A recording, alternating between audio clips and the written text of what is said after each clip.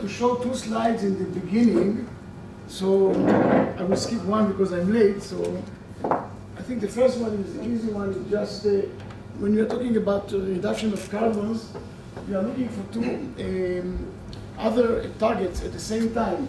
One is to have a sustainable process, which means we don't solve it for the next decade or the next 2 decades, but it has to be very sustainable. And the second one, we would like to have a viable industry associated with this. This is an opportunity for us to build the infrastructure for the future of the economies. And I think what I wanted to ask the speakers today is to look at 3 different horizons while you are speaking, and maybe each one will relate to another one.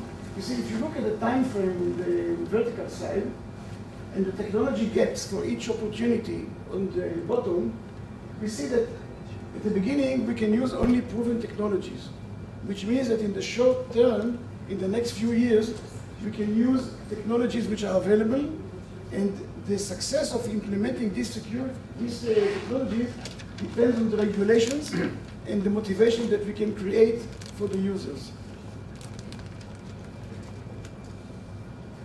So the short range, probably the next few years, we can look only for proven technology. Now, we have some feasible technologies, and I think the smart grid is an example, but you have to integrate them into a system, and this does not happen immediately. So if the commitment is there, we can probably take the feasible technologies and integrate them and develop them into systems which will support us, like the lecture we held today. So I think in the time frame, it's there for the intermediate times. Maybe about 5 to 10 years from now, we can implement them very efficiently if in the red part, we will do what is needed in the next few years.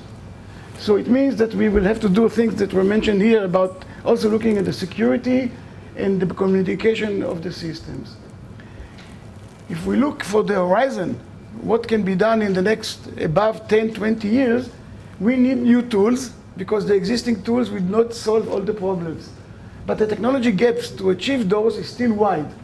So here is where we need at the beginning to do the research. So we have to support and motivate research, and I hope some of the speakers will relate to it.